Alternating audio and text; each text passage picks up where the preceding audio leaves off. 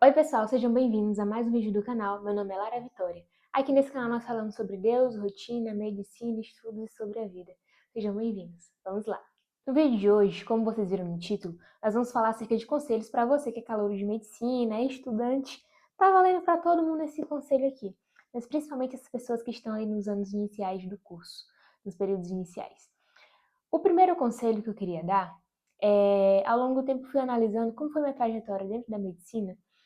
No primeiro, segundo, terceiro, quarto, atualmente estou no finalizando o quinto período, e algumas coisas eu fui percebendo ao longo do caminho. Inicialmente, no primeiro período, eu tentei uma pesca aqui, pessoal, porque ao longo do tempo a gente vai aprendendo tantas coisas, o nosso pensamento vai mudando de uma forma que a gente nem consegue explicar depois.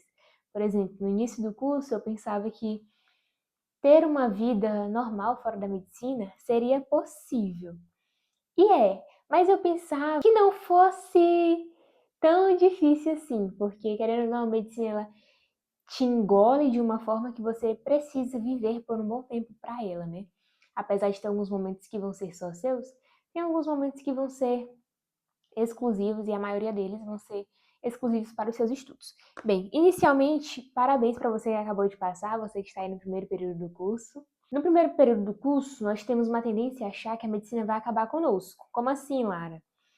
É muita matéria, muito conteúdo, muita disciplina, e de repente você se depara com as provas. Meu Deus, o que vão ser de mim aquelas provas? Vai ter a prova de anatomia, a gente vai ter que ficar ouvindo aquele sininho da professora. Para quem não sabe, vão ter peças anatômicas lá na hora da prova. Você tem que saber o nome daquela região anatômica corretamente. Você tem 1 minuto para dizer o que é aquilo ali na folha de papel. A professora vai tocar o sino, tem que trocar. Enfim, são umas pressões que, no fim das contas, são legais de serem passadas, de serem vividas. Mas apesar disso, não é o fim do mundo. Você passou para o curso de medicina, os seus estudos, eles precisam continuar rendendo. E como é que eu vou pensar nisso? Uma coisa que eu fui observando ao longo dos anos é que como você estuda no cursinho, provavelmente vai ser a forma melhor para você estudar dentro da faculdade de medicina. Como assim? Quando nós estamos no cursinho, nós falamos muito de metodologia ativa para se aprender. Então, nós falamos de fazer questão, de fazer simulado, de revisar o conteúdo, certo? E, no período do vestibular, a gente também fala acerca de ter base de estudos. Não é diferente aqui da medicina. Por quê, Lara? Dentro da medicina, nós vamos ter a divisão dos ciclos. Então, a gente vai ter o nosso ciclo básico, que são os 2 primeiros anos, o ciclo clínico, que são os 2 anos intermediários, e o internato, que são os 2 últimos anos, completando 6 anos de graduação. No ciclo básico, você precisa formar aquela sua base. Mas, quando você entra para o ciclo básico, parece que a gente esquece que eu preciso de uma revisão ativa para lembrar do conteúdo, para lembrar daquela fisiologia. Às vezes a gente esquece que eu preciso fazer questão, porque senão aquele conteúdo não vai entrar na minha cabeça direito. Eu preciso, mais do que nunca, construir uma base lendo, eu preciso ler muito conteúdo no livro, mas essa leitura, se ficar somente aí, não vai render para você, porque o conteúdo depois ele vai virar pó. Se você não revisar, se você não voltar naquilo dali constantemente, aquele conteúdo ele vai acabar morrendo na sua cabeça. Então, ter essa base, que é o ciclo básico, muito bem consolidada, é fundamental para a gente fazer um clínico bem feito e, posteriormente, um internato muito bem feito. O outro conselho que eu tenho é: não pule as etapas. Se você está no momento que você precisa ler o livro, precisa ver videoaula, outras pessoas falando, faça isso. Por quê? Esse passo a passo, esse trabalho de formiguinha que vai te preparar para os próximos anos. Então, apesar de você, no primeiro conselho, eu disse para você perceber como era a sua forma de estudo no cursinho, lembre-se que aqui na medicina a gente ainda não tem base.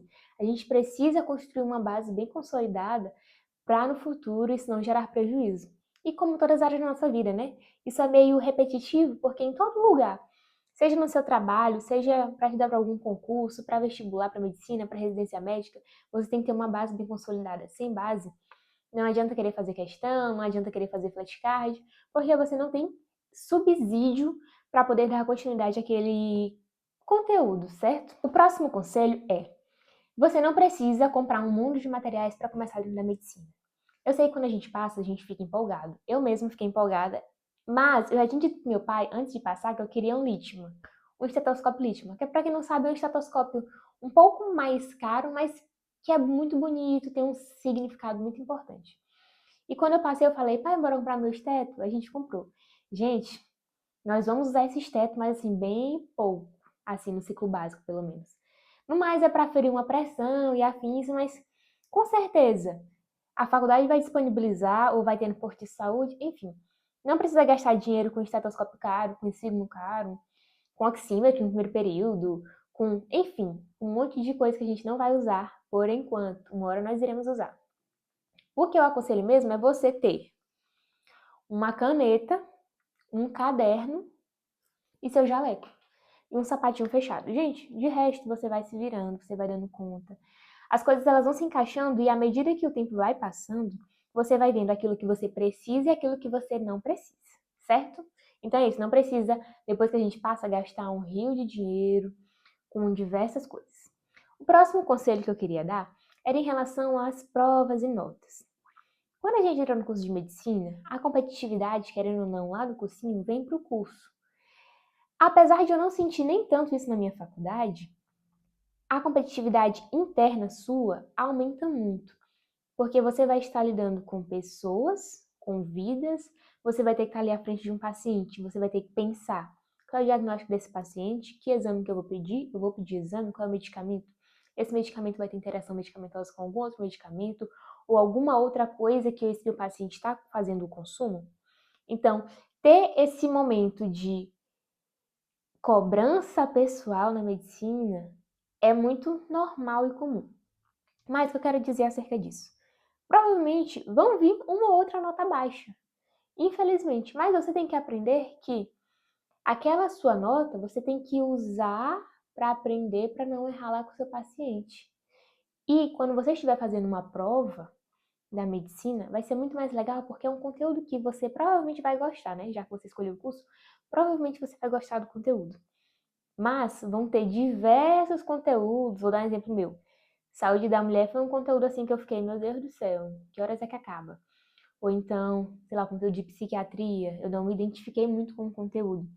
Então, na medicina, apesar de nós gostarmos da medicina, vão ter coisas que a gente não vai lidar, mas é importante e interessante nós sabermos porque constantemente, não só quando a gente for médico, mas ao longo da nossa graduação, nós vamos lidar com pacientes, com pessoas que a gente vai saber, por ser da área médica, como lidar.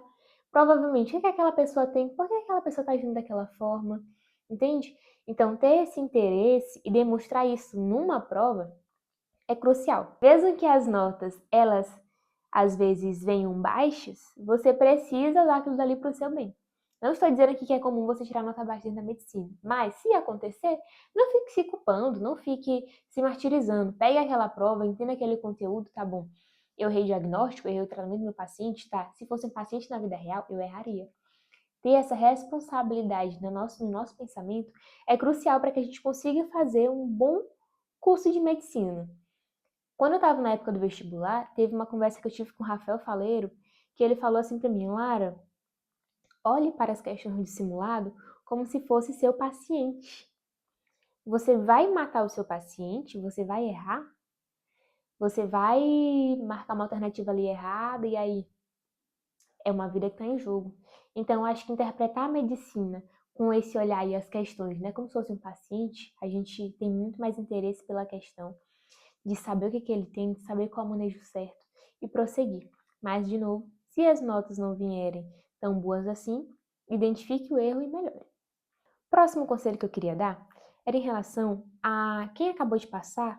A gente se preocupa, nossa, mas livro de medicina é tão caro. Gente, na medicina a gente não vai comprar livro.